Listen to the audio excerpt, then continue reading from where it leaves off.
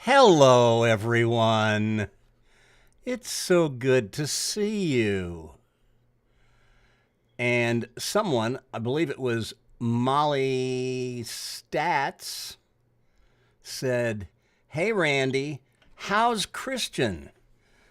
So what did I do? I went and got him on FaceTime. There's Christian for you. And he can tell you for himself how he's doing. Speak up. And I quote, "I'm doing great. Bowling for the first 2 weeks was good. Last week wasn't. We don't need to talk about that, though. What else is there? No, nothing much. Just How's your love life?" Oh, that's great. Thanks for asking. You don't have to answer. That's great. Thanks for asking. Okay, there you go. All right, well, we'll move on from that subject. And so you have been bowling. You're bowling adult league now. I am. The only 3 balls I'm throwing are yours. I gave him, when I moved from Atlanta, I got rid of all of my bowling equipment because I haven't bowled in a long time. So what did I give you that you liked? Well, I wanted the Crux Pearl, the Lock, and the Skyrocket.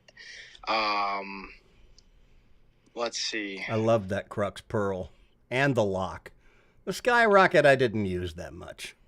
I'm throwing the Skyrocket a lot, actually. Yeah, it's a great ball. When I pop bowl after league on Thursday, last Thursday, I went Can you guys hear him okay? Say something in the comments so that I know you can hear him. There's like a little lag, so yeah. Keep talking, Christian. Pop bowling with the Skyrocket last Thursday. I think I went 220, 275, 257. I like that Skyrocket. MV Bowling wants to know if you've thrown any gutters lately. I have, actually. I did it twice in league on Monday. Some things never change. I can't change that. But, I don't want to talk about last Monday. I'll talk about the previous weeks, though. I went 662 and 665. That's pretty good. Yeah, and then I went 588. We should probably tell everyone. Now, this is going to go back to the spring, but you had rather a historic night, except not really in your favor. I don't want to talk about it. Fine, okay, I'll talk about it. Yeah, it's a pretty big deal. Well, okay, I bowl in the league on Monday nights where Randy actually used to bowl, up and coming. Where Big Logan used to bowl before he came and joined us at Roswell. Yes, It's a great league. It's a great adult league. Oh, yeah. Takes up the entire house.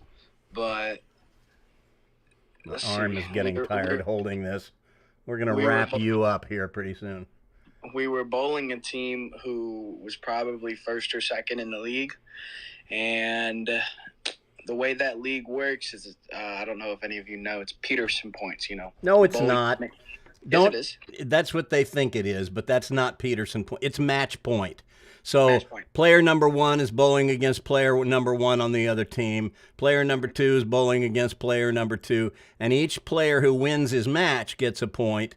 And then the team total is worth a certain number of points, which I think is 3. So you've got how many on a team? 3? Is it 4 or 4. 5? 4. So you're going for what is it? 7 points a game, I believe. 3 points for team, 1 point for each player. So each player can get a point. So that's 4 and 3 more. So it's 7 points, and then same deal on total. So it's 28 points in play for the night. But get to the good part. I don't want. Fine. All right, I'll do it. No, I'll do it. Okay. The guy that I was bowling, and the rest of the team. First game, there were 2 300s thrown At you. Yeah, one of them was against me. I wasn't happy. Yeah, get out the violins. I've had more 300s bowled against me than I care to remember. Second game, no one shot under 250 or 260. And Cut to the chase already. What's the final deal? All right. They set the national record against us for a game. They set the national 3-game record against Christian's team. That was the fastest I've ever walked out the bowling alley. Oh, boo-hoo. You should have shook their hand. That was pretty cool. Oh, I did. And then I left. Okay, now, there was another little bit of news that we reported on. My shoulder's getting tired holding this phone. Golly. All right. Okay. The other bit of news, and this was kind of scary, was you're not working at this bowling alley anymore. It was one of the Bolero centers in the Atlanta area. And you were up there practicing one night. Mm-hmm. And what happened? So I was practicing and then turned into pot bowling. I was about 11 games in. It was about 11:50 at night. And all of a sudden there was a big birthday group right on 21 and 22. Yep, these were not a bunch of little kids having a birthday party. These were drinking age grown-ups. Yeah. Young adults, let's say.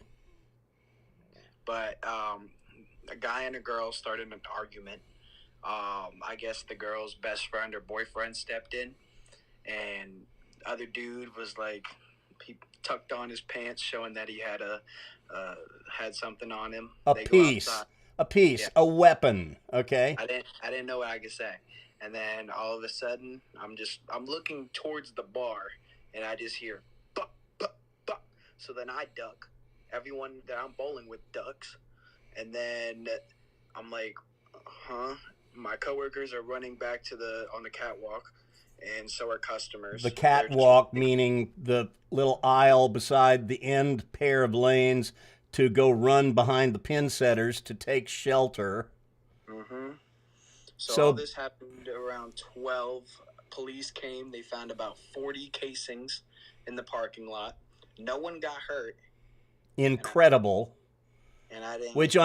Which fortunately means that the guy with the gun is the worst shot ever.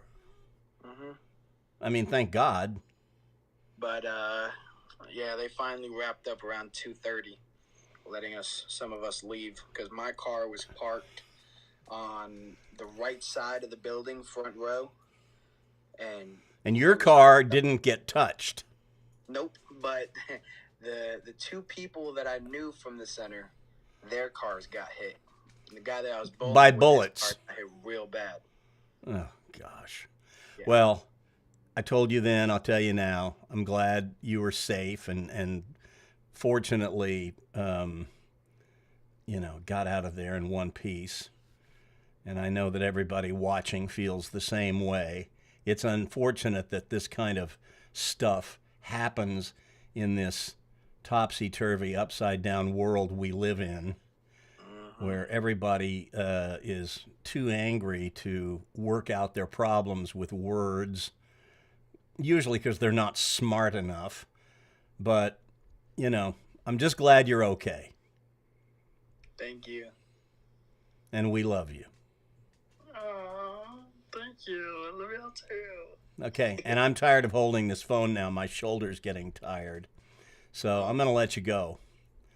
All right. But Oreo says hello. She's peeking over my shoulder. Where? Hey, girlfriend, come here. Come here. Come on.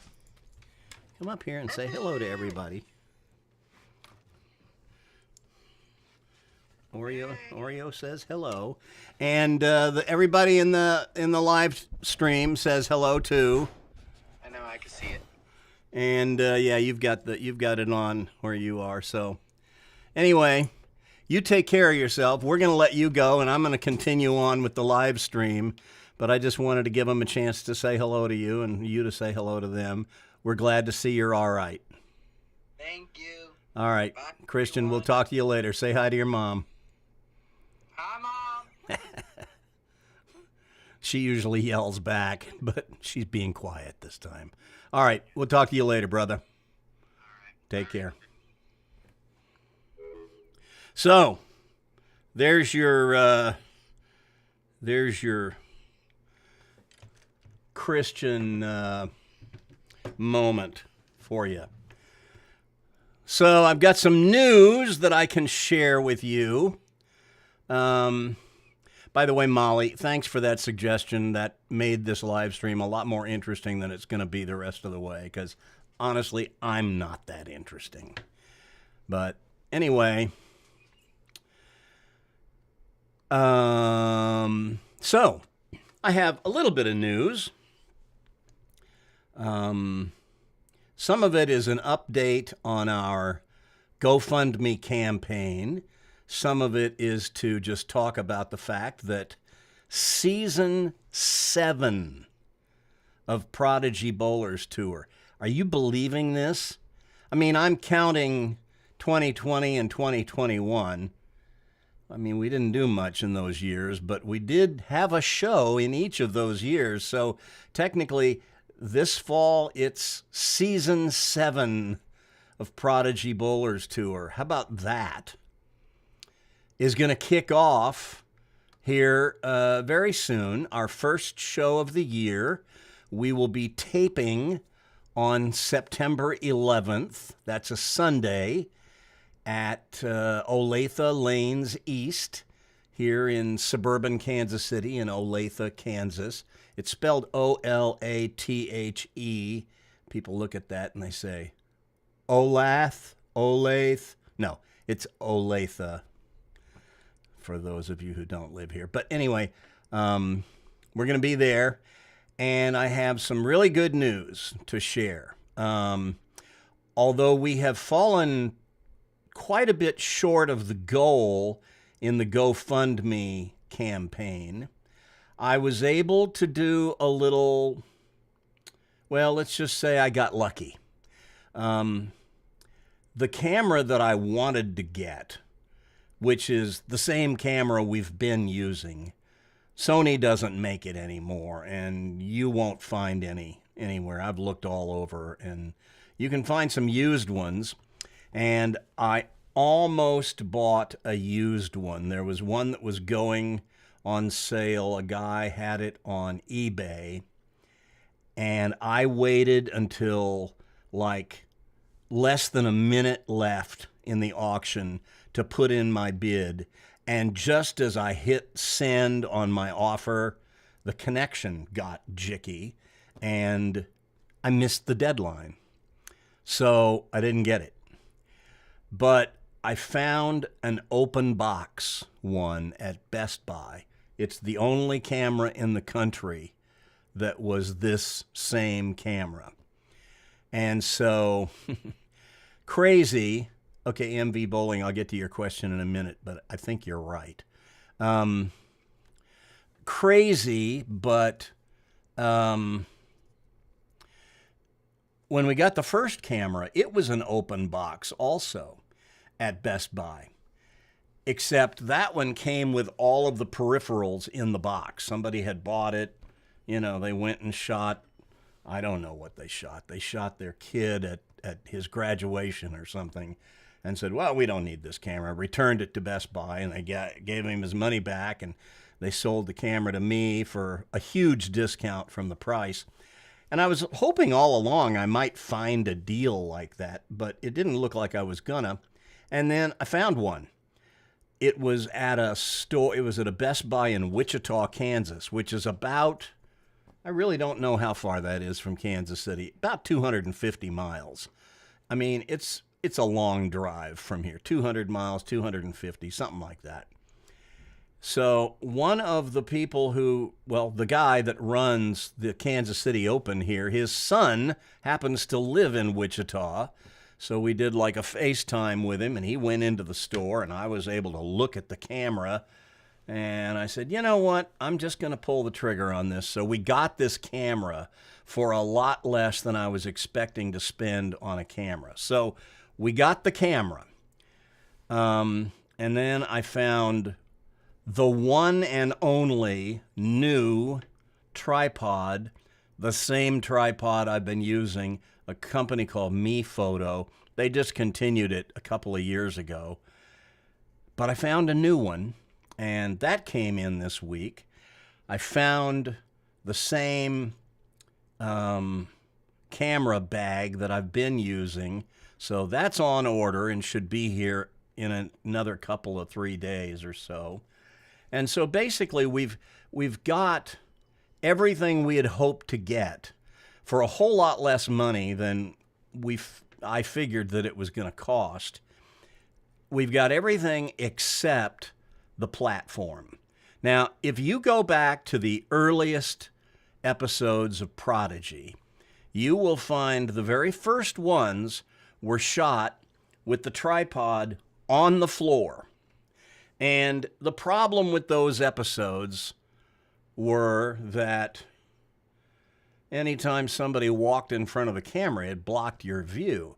And sometimes they'd get in front of the camera and they wouldn't even realize they were standing in front of the camera. And, you know, we wouldn't even see what happened when the ball hit the pins until they moved. So that's a problem. And I am hoping that I'm going to make another push for more donations to the GoFundMe because I want to get this platform. I think you will all agree that if you've seen the old shows where the camera was down on the ground and compared to where it is now when it's up on the platform, it's so much better now. But what we're going to do, the plan at this time is we've got the second camera. So as far as I'm concerned, we are to do 2 shows a month. That means that I'm going to be able to tape 2 of the 5 step ladders at the Kansas City Open each month. That means we're going to tape Division 1 every month. That's their 200 and over average players. That's the group that bowls scratch. And then, so we're going to do that one every month. I told them that I think we're going to be better off if we do one division every month. That way, the viewers of the show will get to where they recognize some of these players who are on it time after time. I don't know how often they will have repeats of the same players, but I would imagine that some of their better players make the show more often than some others. So that'll be good for building fan loyalty, you know, and some of you will become fans of certain players, and that'll be great. And then we'll take the second camera and we'll rotate through the other 4 divisions 2, 3, 4, and 5. Now, what I'm thinking we're probably going to do, what I've asked them to go along with, is since we're not going to have the platform for the first show, in all probability, is I want to do the Division 5s. That's the lowest average, which in most cases, not all, but in most cases means it's going to be the youngest kids. So since we're not going to have the camera up as high, I want the kids to be as little as possible so that we can shoot over their heads, even if we're on the floor. And then the second month, we'll be at, what's the bowling center that we're at in October? I'm blanking. Gladstone. Gladstone Bowl is one of the older bowling centers where the concourse area sits several feet up from the bowler's settee area and the approaches. So even if we do have to sit the tripod on the floor, we'll still be several feet above the players. So that'll be okay. I'm not too worried about that. And then that'll give us those 2 months to try to raise enough money to go buy this platform. The platform's going to run us about, yes, I do read the chat, and I'm going to get to that, so just bear with me. So anyway, that's the plan at this point. And hopefully the platform's going to run us about $600. There's no way around that. So that's the good news. The good news is we're starting our 7th season in September. I'm probably going to release the Division 5 show first, and then it'll be a staggered release. So we'll do one division, and then a couple of weeks later, you'll get the other division, and then we'll be taping the October shows, and they'll come out about 2 weeks later and 4 weeks later. So that's kind of that's going to be the rhythm.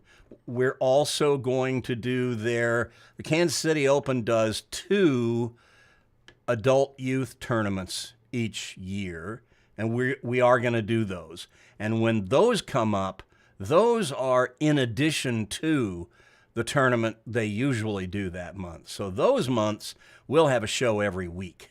So it's going to be a busy season, and I'm looking forward to getting started. The other thing that happened today was that I started coaching again up here at Olathe Lanes East. I'm so excited to be a part of that program. That is the best youth bowling program in this area. I want to say by far, but I mean, that might be a little, I don't mean to insult anybody else's program. It's just, they've just got a fantastic program here with lots of coaches, lots of really good coaches, lots of kids who can really bowl. And I'm just really excited to be a part of that. It reminds me of what Lilburn was in the Atlanta area. Lilburn, for those of you who don't know, was like a bowling factory. They cranked out championship caliber youth bowlers. I mean, every year there was another one that would just go, wow, that kid is going to really be something. And they all always were. So anyway, Prodigy taping September 11th with 2 episodes a month at least. I got to start coaching today. You heard me talk to Christian earlier, and he's doing okay. If we do these live streams occasionally, I might try to get some of the old Prodigy kids on the show just so that you can hear from them. So let's see. Oh, yeah, I would have started coaching the previous week, which was their first week of fall league. But the night before, I guess it was 2 nights before that opening day, I got the catalytic converter stolen out from under my car. Again. That's twice that's happened to me here since I've lived in this apartment. So I'm not real happy about that. And it's the 4th time it's happened to me with this car. It happened to me twice in 2013 when I was in Georgia, same car. And now it's happened to me twice in 1 year here.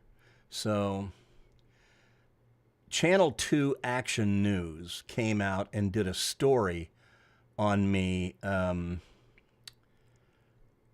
and my plight of getting my catalytic converter stolen when I was in Georgia. And me being the wise guy that I am, one of the things I said to the reporter that made the final cut and was in the report, the last comment they used from me was, I wish these guys would take their business some other part of the country, like maybe Topeka. Well, now that I'm living about 45 miles from Topeka, it's like, we were waiting for you. So Now I wish they would move on to Montana, someplace I'm sure I'll never live. So, anyway, that's it. New season of Prodigy soon. GoFundMe. Oh, the GoFundMe address for any of you who wishes to log on and make a contribution. We need about $600 more. That is www.gofundme.com/Prodigy Bowlers Tour Camera 2 Campaign. So it's gofundme.com/Prodigy Bowlers Tour Prodigy Bowlers Tour Camera the number 2 campaign. So anything you can do would be much appreciated. So with that out of the way, let me go up through all the comments that have been left. I just wanted to do a live stream today because I hadn't talked to you guys in a while. I mean, we did the show back in June. I hope you enjoyed it. I haven't really talked to you guys. What did you think of the show from Kansas City? I tried to kind of improve the production values on the show since we moved up here. First of all, let me just say, Joshua Donahue, who was on here earlier, I don't know if you're still here, but you were one of my very favorite bowlers on Prodigy in Atlanta. This kid could really bowl. He went to Emmanuel College. I don't know if you're still going there or not, but man, what a player. Okay, Nico, did you get the second camera? Obviously, we've already talked about that, so you know the answer to that. Stephen Lane says, I got the opportunity to bowl in a youth adult tournament in Oklahoma here a while back. Me and one of the kids I coach won the event and get to go to Arlington to the ITRC for the weekend. That is very, very cool. Now, if you do go to Arlington, that's in Texas, friends, jot this down. When you go to Arlington, go eat dinner or lunch at the Candlelight Inn. It's on Division in Arlington, not very far from where you'll be. As a matter of fact, there's 2 restaurants in Arlington that are worth going to. The Candlelight Inn, which is just a little dive. But get the spaghetti and meatballs. They have spaghetti, they have steak, and they have Mexican food. And I know that's a very odd combination, but I loved their spaghetti and meatballs. Oh my God. And when they bring you your chips, be sure to ask for the green sauce.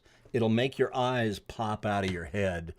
So dip your chips in a little butter, and that'll kind of make it palatable. My mouth is watering just talking about this. That is my favorite restaurant in the world. And if you go up the street, up Collins, on the other side of I-30, about a mile or so, there's a place called Al's, A-L''S, Al's Hamburgers. Greatest burger joint in the world. Okay. Cool thing is his little brother, which I coach, as well got his trip paid for. Now that is cool. And you'll be right in proximity of Jerry World. You got to go see the big Cowboy Stadium. It's quite something. Nico again. I'd like to shout out Annalise O'Brien for cashing in 2 of the events a few weeks ago at the PWBA Classic Series in Dallas. Annalise is just as awesome gets. And the thing about Annalise and her dad is, and her mom too, they're just the nicest people you would ever want to meet. Annalise, I used to, when I was coaching the kids in Atlanta, anytime we'd have a real young girl join our junior varsity, I'd, give them all the spiel about what to expect bowling in a league. A lot of times they'd be the first time ever in a league. And I would, tell them, we got coaches here to help coach you up and teach you how to bowl and get to where you have more fun at it. But if you want to pattern yourself after anybody, watch that girl over there. And I'd point at Annalise, and then I'd take them by the hand and I'd walk them down and introduce them to Annalise. And I'd say, this girl is a 2-time national champion, and you can't do it any better than how she does it. So watch her. And I'd give them a chance to visit with one another. And Annalise was always so kind. She'd make time to talk to these girls and, lift them up. And I mean, I know I have this little slogan on the show, celebrate junior bowling and elevate junior bowlers, but I am really all about that. And anything I can do to lift people up, and, especially kids that are bowling. That made it so much fun today to be back coaching in Youth League. Anyway, okay, so Stephen again. Hey, Coach Randy, are you going to try and do a youth adult type of show again in the Kansas City area? In case you missed it earlier, I did say that the Kansas City Open holds 2 youth adult tournaments each year, and we're planning on covering them both.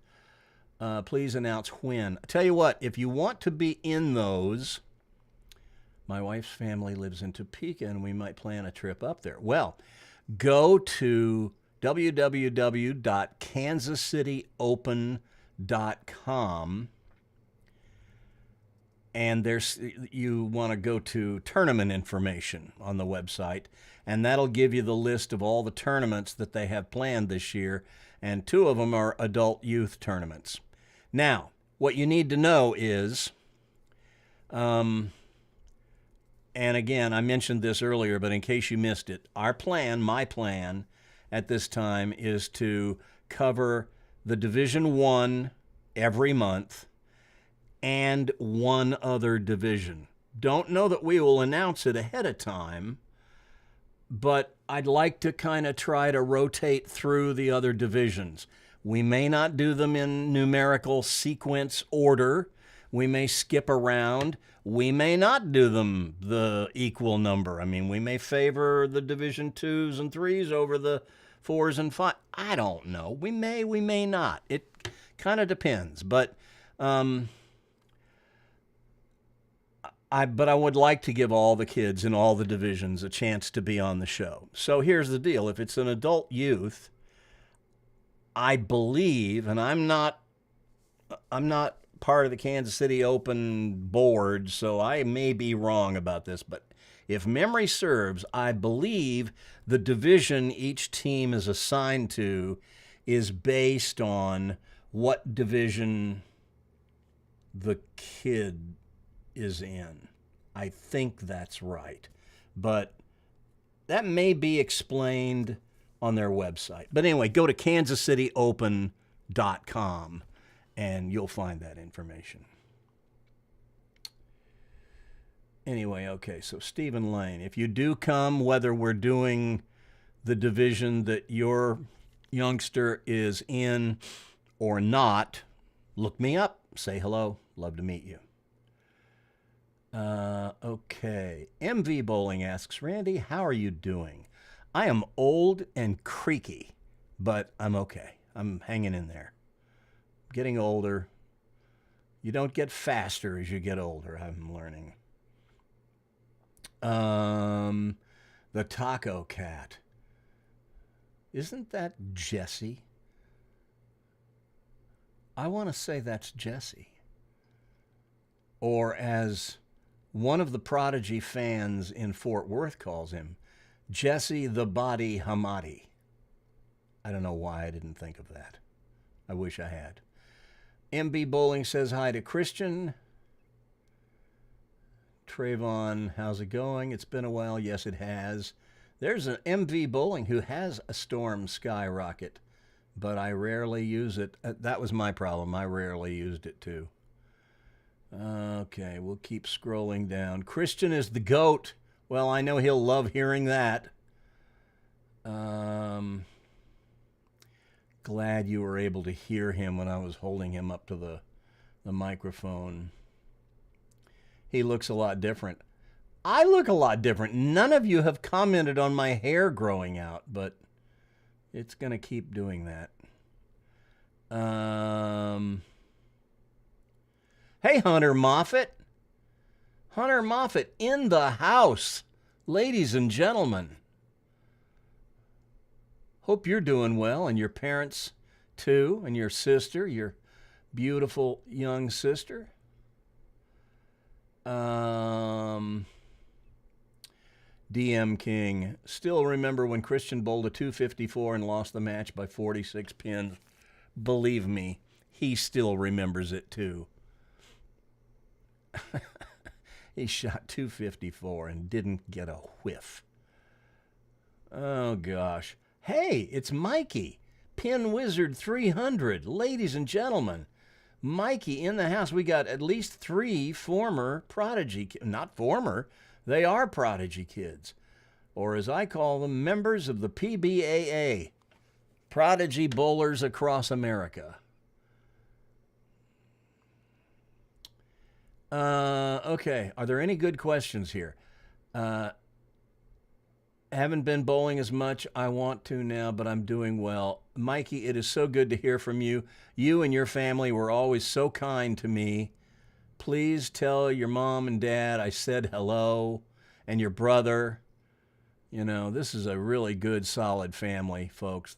Mikey and Danny Kabrinsky and his dad, Mark, and his mom. Everybody in the Kabrinsky family was just so good to me. I just love you guys to death. Molly, I'd never go back to that bowling alley. I'd be scared to leave my house after that. She's talking about the little crime incident at the bowling alley where Christian was that he was telling us about earlier. Okay, Podolak. Oreo looking for camera time. Come here, girlfriend. Come here. Come here. Hey, here. You want a potato chip? I fooled you. Come here. Come here. Come here. Come here. Come here. Come here, girlfriend. Come on. Come on. Come on. All right, I'm gonna have to deliver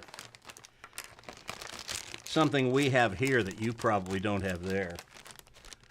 Guy's potato chips, the best. All right, girlfriend, come here. Come here. Yes. Yeah, come on. Come on. Everybody wants to say hello to you, so come on. Come on. Yeah. Yeah. Well, that was quick. Hey, come here. Come here, you big nut. Come on.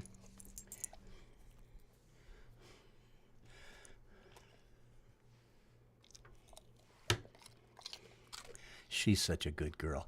So, Podolak, is that your last name? Are you any relation to Ed Podolak, who played for the Chiefs?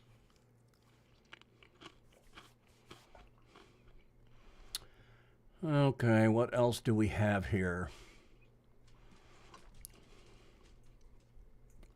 Is Pandemic Bowlers Tour Season 5 and Farewell Atlanta Season 6?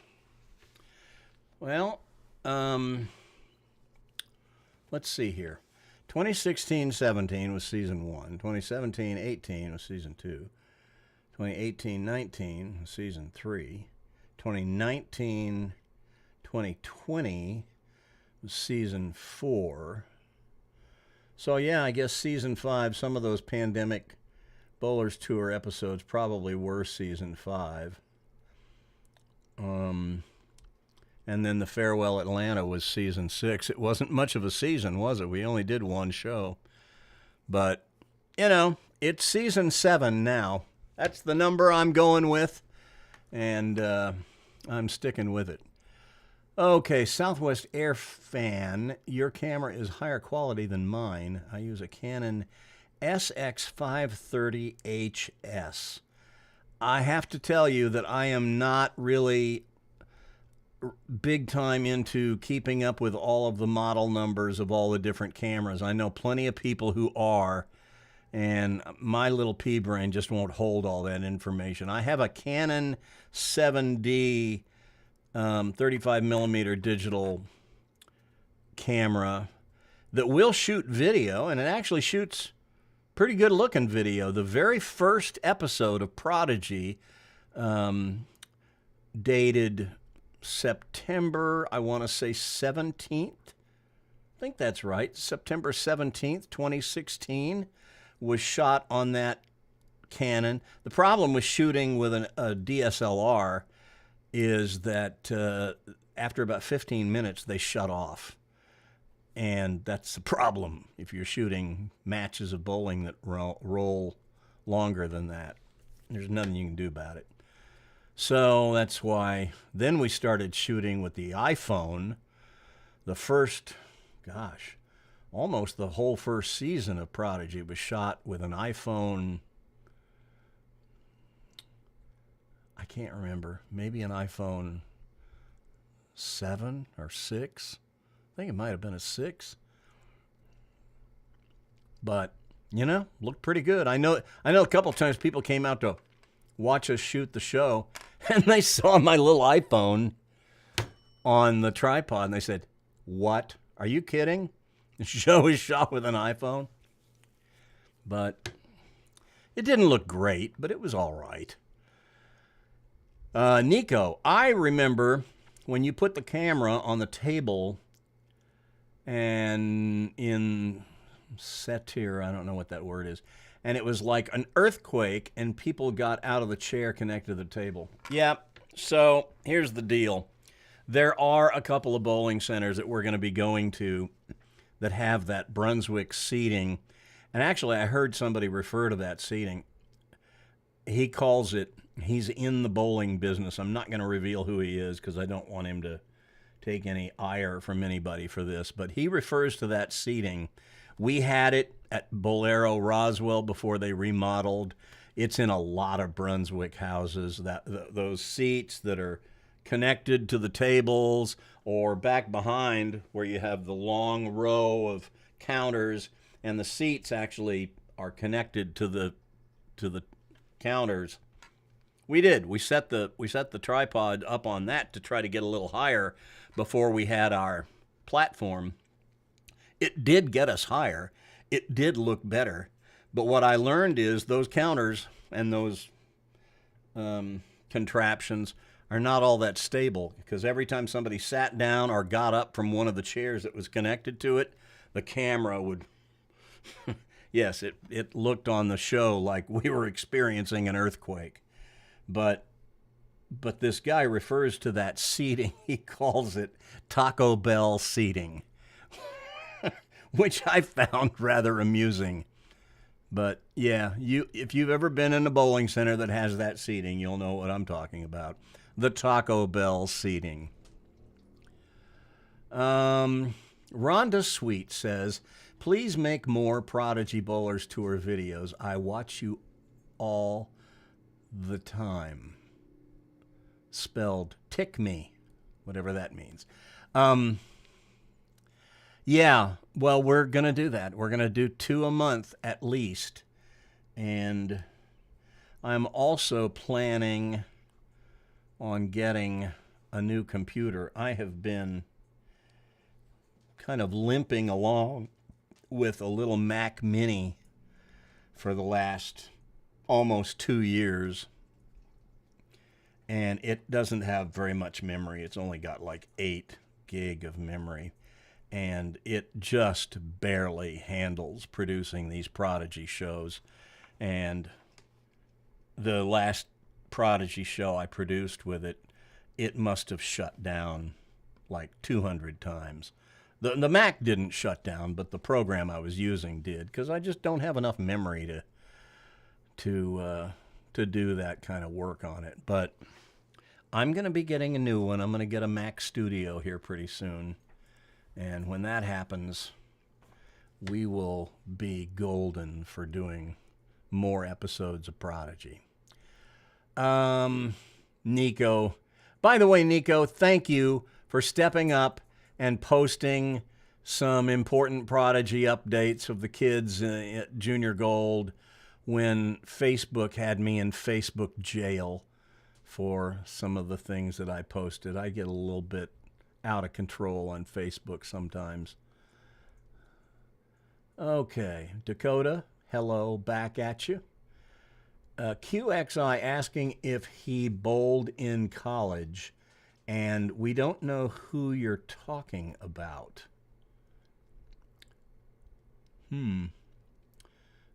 Okay.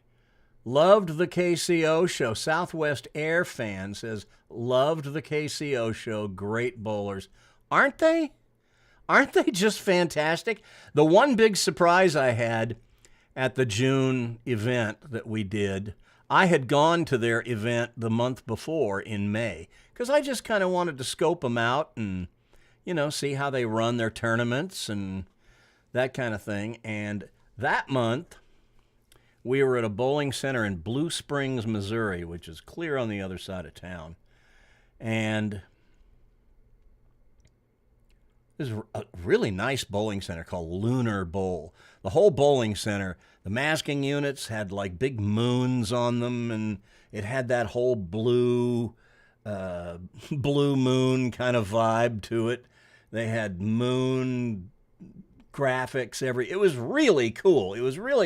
I loved the way they did it, and they're not going back there this year. I'm surprised. But apparently they didn't get very many entries from that bowling center. So I don't know. They may have had other reasons, but maybe they'll be back there the following year. I don't know. But in any case, what I noticed at that event was that all 5 players in the Division 1, at least, they were all two-handers. And I was thinking, I wonder if everybody is two-handed up here. I mean, I knew that wasn't quite true, but I just thought it was interesting. And then we get to the show in June, and we had only two-handers. The other 3 were one-handers. But okay, so I don't know if you watched the Junior Gold updates that I posted, but let me tell you, if you watched the Kansas City Open show in June, you know that the kid who won it was a kid named Michael Anderson II. Michael, let me tell you a little story. If you haven't heard this story, it's going to blow your mind, and you're going to feel bad for him. But this kid, he's so talented and just as nice a kid as you're ever going to meet. So he goes to Junior Gold. He's bowling in the U18s. He's turning 18. I think he either just turned 18. I think he did. I think he turned 18. As a matter of fact, I went and saw him bowl league a couple times up this summer. And I think the last time I saw him, I didn't know it was his birthday, but I think after he left, I was talking to the gal who runs the league. She said, yeah, today was his birthday. I think that's right. Anyway, point is, he goes to Junior Gold, has a terrible first round. At Junior Gold, they bowl 4 qualifying rounds of 4 games. So they have 16 games over 4 days to make the cut and get into the advancers round. And first day, he has just a terrible round to get started. And I don't remember what place he was in, but he was like in 800th place or something, way down the list. So at that point, you figure, well, this is going to be a quick 4 days and then go home. Second day and third day, he kind of scratches and claws his way up the leaderboard a little bit. You know, you don't have to bowl average 200 to climb the leaderboard at Junior Gold because the lanes are hard, man. So he kind of stays above the average up there and climbs the board a little bit. So he heads into the 4th round. He's in something like 408th place or something. They're going to take the top 172 and ties to the advancers round. So he's got his work cut out for him, and the chances are pretty slim that he's going to make it. But, you know, at least he gave himself a chance. It's going to take a miracle. Well, he gets out there in the first game on the 4th day. He shoots a 150, which didn't help. And then he goes 266, 268, 248. And he climbs all the way up to 174th and misses the cut by 1 pin. Oh my God. What a Herculean effort he put on, only to come up 1 stinking pin short. Anyway, so today I met his younger brother, who's a lot younger. I don't know how old he is, but he couldn't be more than about 10, 12 maybe. So we'll have our eyes on him for the next few years. He's a pretty good low bowler. And apparently he's got a young sister, too, who's a little older. And she wasn't there today. But it's a bowling family, and I met the grandfather, who apparently was the one that got them all started. So that's pretty cool. But, yeah, the KCO show was a lot of fun, and I'm expecting them all to be a lot of fun. There's some really good bowlers here, and just some really good kids up here. It's going to be interesting to watch. QXI wants to know, do you live in Kansas State?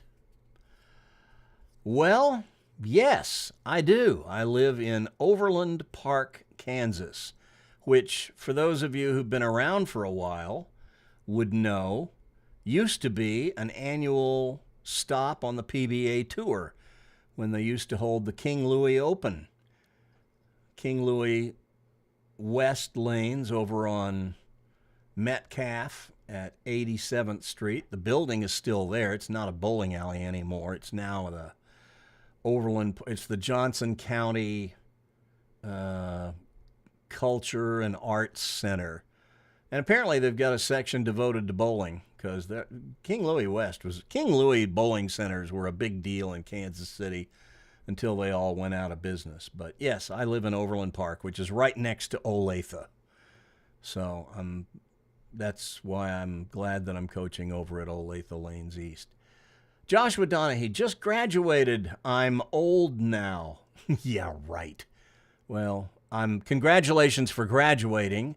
And you know I wish you nothing but the best and success everywhere you go. And how's your little brother? Is he still bowling? Josh Donahue's little brother, who's, last time I saw him, he wasn't but about,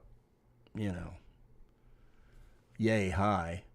But he looked like a little miniature Josh. I mean, the way he finished in perfect balance every time. He probably wasn't averaging more than about 110, 120, I would guess. But he was going to be better as he got older, and I'm sure he's bigger and better now. Nico says, it was great, Annalise and Aaron in the finals of Junior Gold last month. I got to tell you that for the final pairing in the U18 girls at Junior Gold to come down to 2 girls, both of whom had been on Prodigy Bowlers Tour. I mean, in case you guys haven't figured it out by now, every one of these kids who's been on Prodigy, I consider them, well, they're Prodigy kids. I mean, it's presumptuous of me to say they're my kids because obviously they're not my kids. But I think of them as my kids. I mean, I love these kids. And I root for every one of them. And to have 2 of them, to have the U18 girls division at Junior Gold come down to 2 Prodigy kids, I couldn't have been prouder. And was I surprised that Erin prevailed? Yeah, kinda. But she's been on the march for a while. And anybody who's been following youth bowling in Georgia knows that she's been knocking on the door. And she caught Annalise in a bad game, and Annalise didn't bowl her best, and that happens sometimes. But I think even Annalise was happy for her. Probably not real happy when she got out to the car and got to thinking about the opportunity that slipped through her fingers. But, nobody wins them all. And Annalise had 2 firsts, a 4th, and a 2nd in her last 4 tries at Junior Gold. And that's pretty awesome. So I know she's going to do great in the PWBA once she gets her feet under her out there. Okay, let's move on. Could you consider the episode Christmas Shot? Could you consider the episode Christmas Shot Season 5. I'm assuming you're asking me if I would do another episode like that. And the answer really is I would love to do some Prodigy shows where we're actually, thinking up goofy formats and doing what Prodigy was always known for. The difficulty in that here is that unlike Georgia, where you could get a bowling center to give you 8 or 10 lanes for 4 or 5 hours on a Saturday afternoon, no problem, because there were so many bowling centers in Atlanta, none of them were all that busy on Saturday afternoons. There aren't so many bowling centers here, and so they stay pretty packed. And when I left the bowling center today, it wasn't so busy. I've seen bowling centers a lot busier than I saw them today. So today might have been a good day to try to do a Prodigy event. I don't know how soon thereafter it filled up. It might have, I don't know. But I got to work it out to where if we're going to do that, it's going to have to be someplace that has the lanes available and is willing to make them available on what otherwise would be a pretty busy day for open play for them, because that's where they make a lot of their money, is during open play when they're packed. And I don't know how often we'll be able to do that. So that's the dealio. Oh, I didn't mention this earlier. One other bit of news is I did order a coveted trophy pin. So that'll be here soon too. So we are going to have, that tradition will continue. Now, where am I going to find a bowling center to let us hold the Tournament of Champions in June? I'm going to have to go to work on that. But I've got one place I think might be willing. We'll see. Southwest Air Fan, iPhone quality is better than nothing if you ask me. I agree. And oh, by the way, I was talking to Christian today, and he reminded me that there are rumors out there that the next iPhone is going to come with the capacity to shoot 8K video.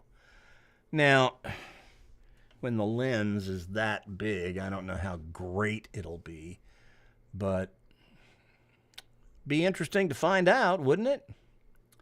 Trayvon Cordova. Hey, Randy. I was wondering, so one of these days when you tape Prodigy for young adults, at what age limit do you allow up to? Is it maybe up to 18 or older? Because I've always wanted to get on your show. Well, now that we're here in Kansas City and I'm not just holding these fake tournaments, I mean, when we were doing Prodigy in Georgia, if you showed up and you were 19 or even 20, I'd probably say, sure, come on, join us. We had a couple of kids who had, aged out, but all the kids knew them and had bowled with them, and we were like, yeah, come on.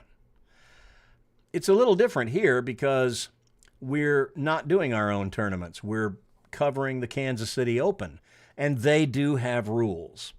And in the Kansas City Open, you have to be a youth bowler, which means you have to be, you cannot have turned 18 yet as of August 1st of the current bowling season.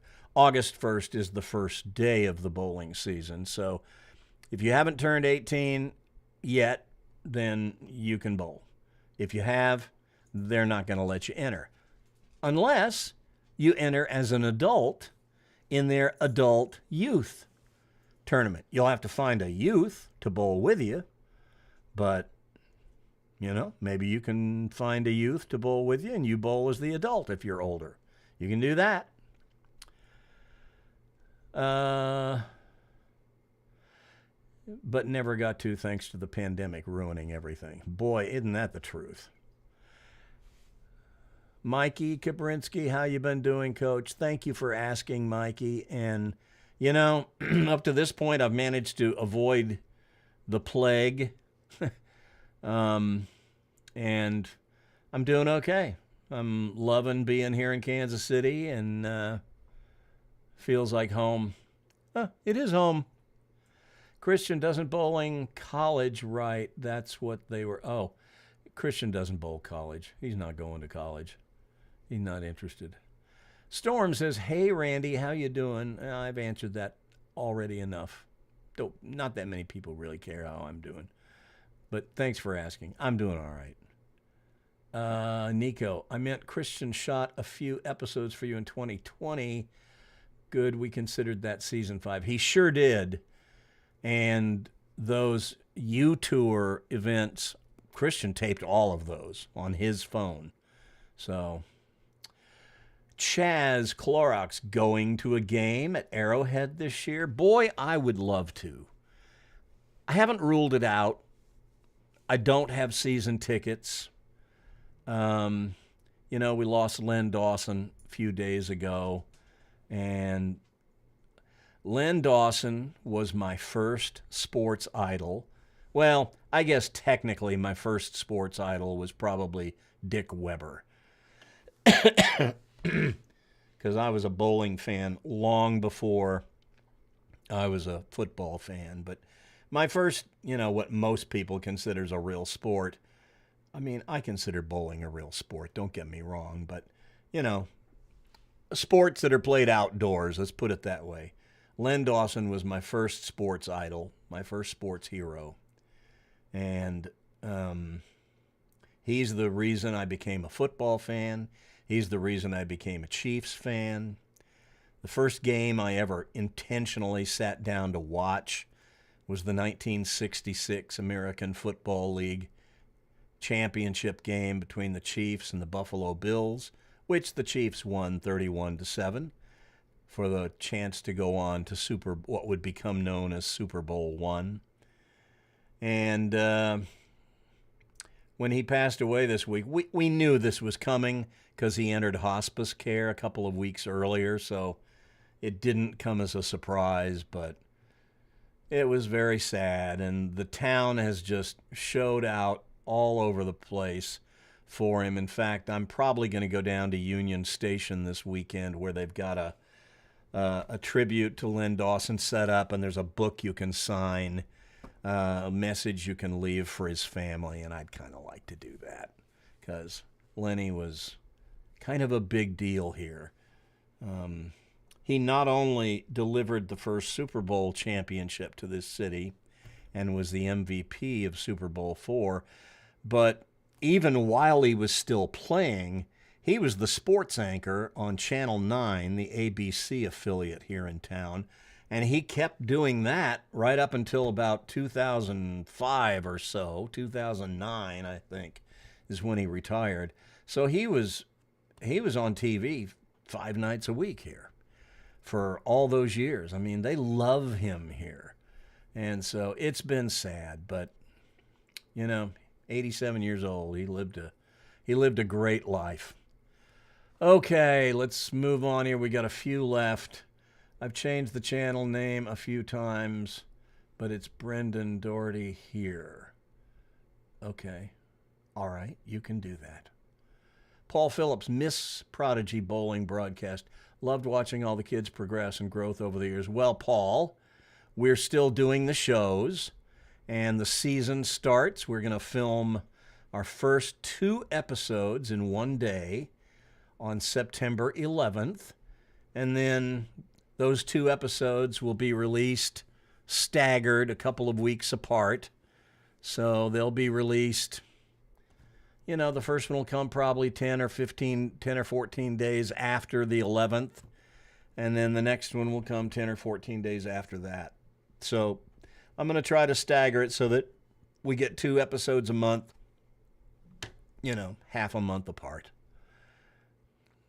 Except on those months when we do 4 shows, and that will happen a couple of times. Because as I mentioned earlier, not only does the Kansas City Open do a tournament every month, but they also have 2 adult youth tournaments that get squeezed in for a second tournament in 2 months during the year. I forget what months those are in, but okay. Drake Meanick. Hey, Randy.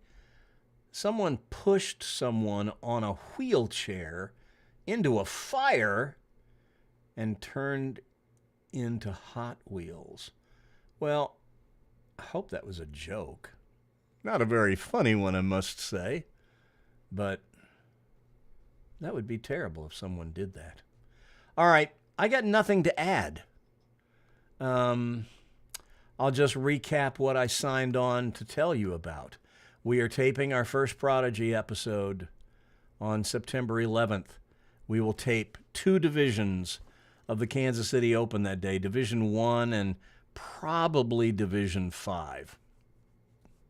That's the plan, at least. And Drake, it's okay. He says, my bad. It's quite all right. So we're going to shoot on this September 11th. So there'll be 2 episodes that come out of that. QXI is freaking out. Holy, stop skipping my question, please. What question is that? Hey, Randy, I have a question. Well, you haven't asked it, dude. I don't do mind reading. We've pretty much got everything we had hoped to purchase through the GoFundMe, except for the platform. We still need the platform. And that's going to be about $600, and there's really no way to find a cheaper one. So that's the one thing left that we need to get. And so if you can do anything, if you can contribute to the GoFundMe, it would be appreciated. We've pretty much spent everything that's come in. We did some bargain hunting and found a way to get a second camera. We got the second camera bag. I had to purchase separately some parts for the camera, the lens hood and the lens cap and the UV filter to put it on the lens to protect it. And anyway, and then the pin, we got the pin coming and the camera bag. So anyway, we're pretty much down to having spent just about all the money that was raised. We just have this one last thing to get, and then I think you'll be very happy with what the show looks like. Otherwise, we're going to have the camera on the floor, and that's not going to be ideal, but it's better than no show at all. I'd love to have both episodes look great. So that's about it. QXI, I'm going to wait about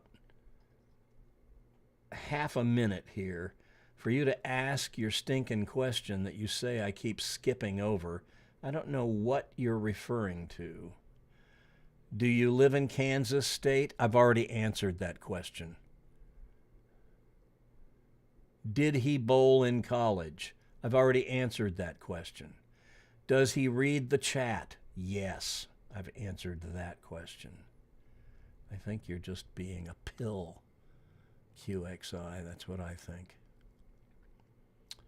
MV Bowling says, I just had COVID for the first time this last week. Now I'm just about fully recovered. Well, thank God you're okay. QXI, that's my question. Well, you're not really giving us much, but yeah. Yes, I live in Kansas. You asked like 3 times. No, you didn't. I've got the transcript of the chat, and you asked it once. So anyway, I think we're done here. Hope everyone's doing well. It's been a very interesting summer. It got very hot here for about a month, but, you know, it's going to... Today it topped out at about 90. QXI, did he bowl after he was 18? Who is he? You mean Christian? I mean, he was on the chat talking about bowling league last week. So, yeah. So, anyway, some people you can never please. I got nothing else to add. This has been fun. I wanted to touch base, tell you about the GoFundMe. Once again, that's www.gofundme.com/Prodigy Bowlers Tour Camera, the number 2, campaign. And if you can kick in a little bit, that would be great. We're going to need about $600 more to get us to the finish line on that. And that'll be great. I am looking forward to the new season. God, it was great to be back out on the lanes with the kids today, coaching, and actually coaching. The last couple of years, I was, still running the youth league in Roswell. There was a coach there who had taken the responsibility of collecting the money each week. And God bless him for that. But then his son, became of age that he wanted him, I don't know, in T-ball or something. And so he couldn't come to the bowling alley on Saturday mornings. Well, that left me as the one that was collecting the money each week. And by the time I finished that, and they always took forever up at the counter at Roswell to get around to cashing out and getting it done. By the time they finished, the league was wrapping up, and I didn't get much coaching done. And I just missed it so much. But, I'd occasionally get to do a little bit with the Prodigy kids, but not really a lot. I was too busy running the event. And then I would sprinkle some coaching information, tips, and stuff into the show, which I always will do, and I love doing that. So it was just great to be back on the lanes today with the kids. Some of them can really bowl. It's going to be really fun watching these kids develop.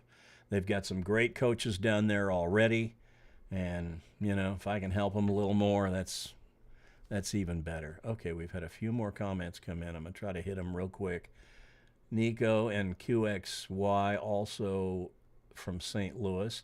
So QXI, come down, bowl the Kansas City Open sometime. Go to kansascityopen.com and find out everything you need to know about when they're holding their events and how all the divisions work and how those break out.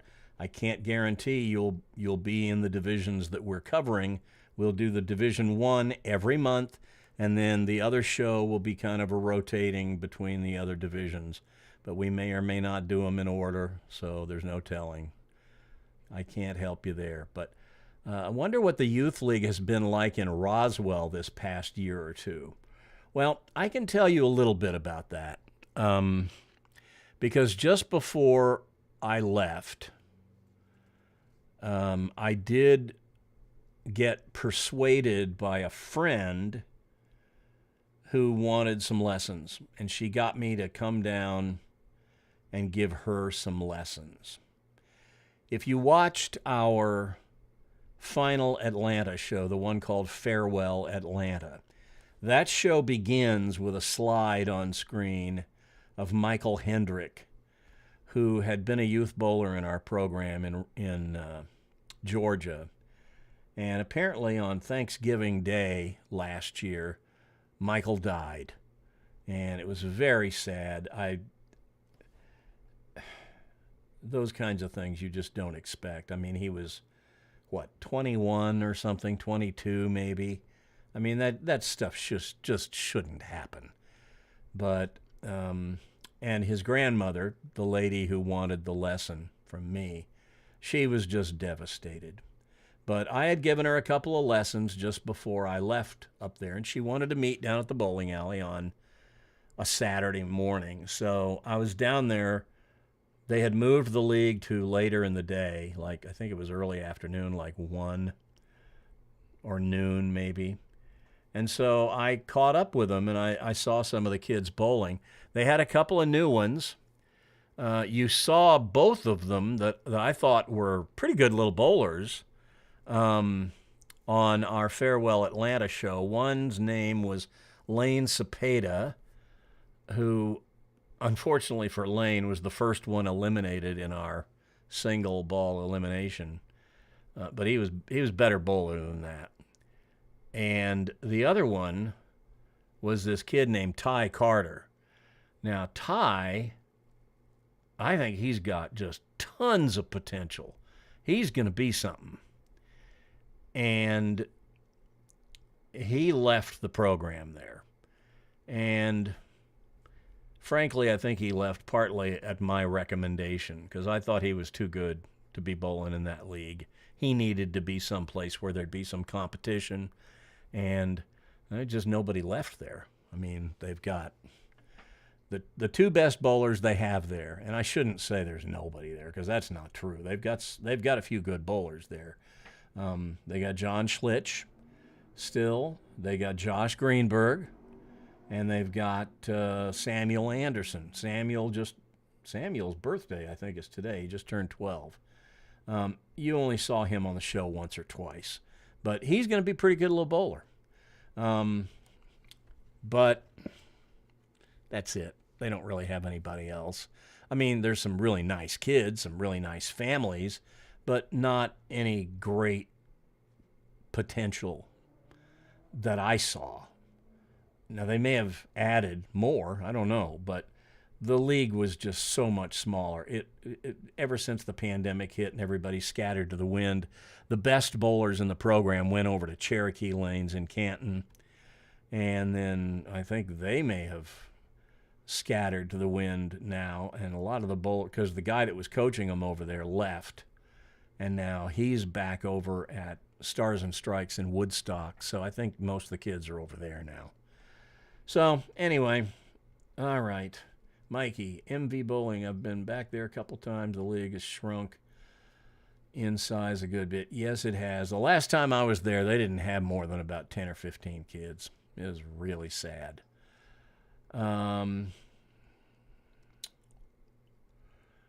Before the pandemic, there were a ton of 190 average bowlers, but almost all of them either aged out or moved elsewhere. That's what happened at Roswell. Mikey Kabrinsky.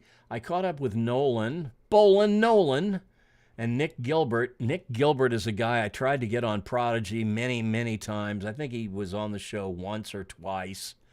We did like a little candid camera thing with the camera roving around one day when Charlie was shooting his 816 and Nick was on the same pair, and he had a chance to shoot, I think it was maybe 300, but he ended up shooting like a 279 or 289 or something. But Nick is a good bowler. Anyway, Gilbert, a couple weeks ago, Nolan began with the front in the second game, doesn't say. QXI says, 2018 I was second in Pepsi. In 2021 I was champion. 2022 I was second. But I'm only 12, so I don't think I'll be good enough to do good. QXY, here's what you need to know about that as far as the Kansas City Open is concerned. They have 5 divisions. The one you saw on Prodigy Bowlers Tour in June was their Division 1. Kansas City Open does their divisions based on your average. So if you're a 200 average or higher, you're Division 1 and you'll bowl scratch. If you're 180 to 199, you'll be Division 2. And they bowl handicap, but they only bowl handicap against other Division 2s. So at the most, you'll never be spotting anybody more than like 18 pins. And then there's 160 to 179, that's Division 3. 140 to 159 would be Division 4? I'm losing track. And then the one below that is the Division 5. So no matter what average you have, you'll fit into one of the divisions. So there you go. Mikey Kabrinsky, front 9, thank you for that, filling in that blank. Used to love those single ball elimination shows. That was one of my favorite things about Prodigy. I liked it so much, in fact, that we started using that.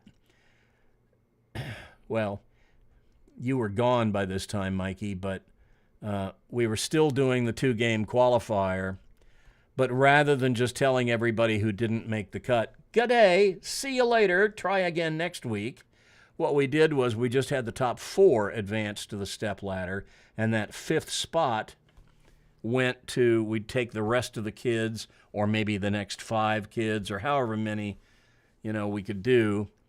We'd do a short single ball elimination, and the kid that survived that would get the 5th spot in the step ladder. That way, that single ball elimination would be a part of every show. I loved that format.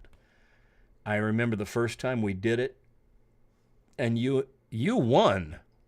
And your brother, the first time he was up there, well, he and the first time Tristan bowled in that, they both told me that their knees were knocking.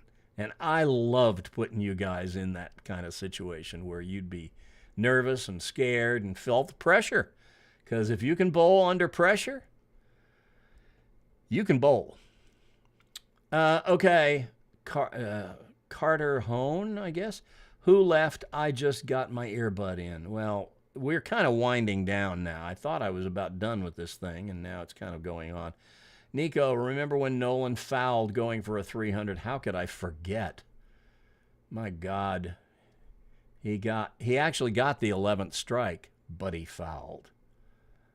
Oh, it was heartbreaking. I so wanted him to get it. Did you move because a lot aged out? No, that's not why I moved. The reason I moved from Georgia to Kansas City, I don't know if I ever told you this, but the reason I moved is because I'd been living in the same apartment complex for 20 years. 3 years earlier, they made me move. They said, "You can't renew your lease another year. We want the apartment back." I was like, "Why?" "We just want it back. We want to renovate it so that we can raise the rent on the next guy." I was like, well, isn't that special? But I stayed on property, moved to another apartment, and didn't save any money because they raised the rent. But at least I didn't have to, it was an easy move. It was a fairly easy move as moves go. But then I was there 3 years, and they did it again. It was a new ownership group. And once again, they said, now we're telling everybody on the property when your lease is up, you have to move out. You can stay on property. But if you stay in the same floor plan, and essentially the same apartment, we're renovating all of them. And if you stay here and you stay in the same exact floor plan, your rent's going up $700 to $800 a month. I was like, not on me, it's not. And that's why I moved. I was so pissed off at that happening to me twice in 3 years that I was just thinking, where do I go? Where should I go? Because everywhere I looked in Atlanta, the prices were just ridiculous. So I thought about moving to Portland, Oregon. That's where my son and my grandkids are. That was hugely attractive. Relatives, especially at my age. But it rains all the time up there, and I don't like the climate. I don't know anyone there but them. And it's just, I couldn't bring myself to do that. I thought about moving back to Dallas. I lived in Dallas for 25 years, but it's so hot there, and I don't know. I love LA, love to live in LA, but it's so expensive. And finally, I was complaining about it one night on the phone, and my son said to me, "Dad, just shut up." He said, "What does your heart tell you? Where does your heart tell you you want to be?" And I was like, well, leave it to your kid to ask the one question you should have been asking yourself all along. And I said, you know what? When it comes down to that, there's only 2 places that are even in the running. There's Portland, where he and the kids were, and there's Kansas City, where I grew up. And so I said, I think it's time for me to go home, where I'll be able to watch my Chiefs every weekend. They won't get preempted by the Falcons. So here I am. QXI averages 183. That's nice. Carter Hone, I had my first adult league on Thursday for 277 the third game. Way to set a big average the first day that you won't be able to maintain. I did that one year. First game of the season, I shot 280. And my teammates were going, thanks a lot. Oh, well. I wouldn't give it back, though. Carter Hone, that reminded me. I couldn't find the episode where Christian versus Peyton was going for the... Did I delete it? That was our second... And I think it was the second annual Tournament of Champions. I didn't delete it. It is private on YouTube. There was somebody on the show that their parent doesn't want their kid associated with me anymore. She hates me. And so, fine. I just took the shows down that her kid was on. Too bad. I might blur him out one day and put the show back up. That's what I should do. Mikey, when Nolan fouled there, talking about that game that he had a 300 in his sight, I felt worse than when I got my 299. I was at least laughing mine out, but in Nolan's position, it was impossible to just laugh at himself out there. Awful feeling. But Nolan did finally get his 300, so we're going to stop our boo-hooing for Nolan. Nolan is such a good kid. Crew Ashton saying, hi, how are you? QXI, you're going to go? Can't wait for your next video. Well, it'll be up probably around the 20th or so of September.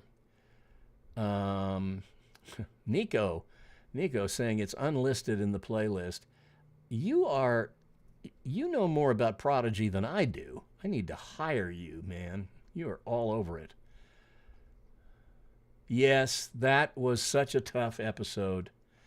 I mean, I'd be lying if I didn't admit that I was pulling for Christian because, I mean, I can never root for one kid over another. My job as running Prodigy is to be impartial. But I can say now, years later, that, you know, Christian is as close to being like a son to me while not being blood relative. I mean, I was hoping he'd win it. I knew how bad he wanted it. And then he leaves with the 2-8-10 on the shot that he really needed it. But, you know, that's bowling. It happens. Trayvon, Nolan got his 300 up at Roswell one day. He sent a video of it to me, and I put it up on one of our little Prodigy shorts. I don't remember when it was, but if you dig through some of the old episodes, the shorts, unless I've taken them down, I don't know. MV Bowling, this is the last question, and then I got to go. How do you feel about getting a 300 during practice or open play? I think it's great. I think you won't get an award for it, but it happened. I will tell you that I've had I've had 8 300s in my life. Every one of them was in open play. But I got them. I shot them. When people ask me how many 300s do you have, I tell them I have 8 because I do. You know, they weren't sanctioned, but, you know, it's not like I crossed the foul line on any shots. It's not like I was bowling on a shorter lane. They were real. The first time I shot a 300, the bowling alley was empty. I mean, it was empty. It was me and 23 other lanes. And the counter was on the other side of a wall. So I really could have been lying about it, but I wasn't, of course. And as soon as I bowled it, I ran out, this is before cell phones, I ran out there to their payphone to call my dad. No answer. He didn't have an answering machine. So I called my best friend. No answer. I didn't want to leave it on his answering machine. I called like 3 or 4 people. None of them were there. I had no one to tell. So I told the lady at the counter, and she was like, I'm busy. I was like, well, this is kind of anticlimactic. But then I had a few more, and then I had to wait like 30 years for my 7th one. But I got it. And anyway, and the same thing is true of the, let me think, 5 800s that I've had, including an 847. They all came in open play or practice, but I got them. And somewhere around here, I think I still have the sheet from the 847. Okay, Carter, I'm not sure if you've ever seen this before, but I bowl right-handed and end right-footed. Well, you're just a mutant, aren't you? I bowl decent and don't hit my leg or knee like that. Thoughts? The first player who won the very first PBA tournament was a guy named Lou Campy. They called him Wrong Foot Lou. Right-hander, slid on his right foot. It was the only tournament he ever won, but he won the first PBA tournament. When I was a PBA bowler living in Dallas, there was a local guy. I think he was PBA. I'm pretty sure. At the very least, he was one of the top amateur players in the area. Bowled PBA tournaments. Named Gary Pinka. He was a right-hander and slid on his right foot. We didn't call him Wrong Foot Gary, but he was like what you've described. He was really good. The second scratch tournament I ever bowled in was a 10-game tournament where the top 4 won a spot in the Quaker State Open, which was the PBA tournament that was bowled at this bowling center in Grand Prairie, Texas. And Gary got the 4th spot. I should have gotten the 4th spot. But the 10th game, I was going 10-pin, 10-pin, 10-pin, 10-pin. I made them all 10-pin. I knew I was right on the edge of making it. And so I kind of forced the issue, made a little adjustment with my feet. Greek church. And Gary edged me by 4 pins. And he was a heck of a bowler. Well, still is, I guess. I mean, I think he's still around. So, Nico, yes, I know which kid you were talking about, and I'm not going to mention him. I mean, I have no problem with the kid. I think the kid's great. He had a fantastic junior gold this year. Almost made the show. Okay, Crew is giving us his religious background. I'm not going to go over that. Religion and politics we don't talk about here. And a Star Trek fan. Okay, that's a religion to some.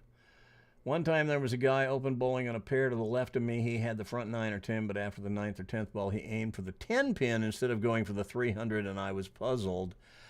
My coach, who was coaching me when I was PBA, he was the only guy I ever knew in my life who could throw the first 11 and just, put his ball away and go home.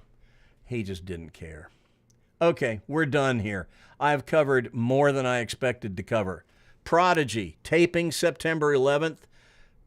2 shows coming weeks after that. Go donate money to the GoFundMe campaign. GoFundMe.com/Prodigy Bowlers Tour Camera 2 campaign. We've got the camera paid for. We still need the second platform. And then we're there. That's it. This has been fun. If I don't get off here pretty soon, we're going to have an accident here. I got to go to the bathroom. So hope you guys have had fun with the live stream. And we'll be back soon. It's great to be back at the bowling alley coaching, and I'll see you guys soon. Take care. Peace out. Oreo says goodbye. She's standing watch, looking out the window. Talk to you later.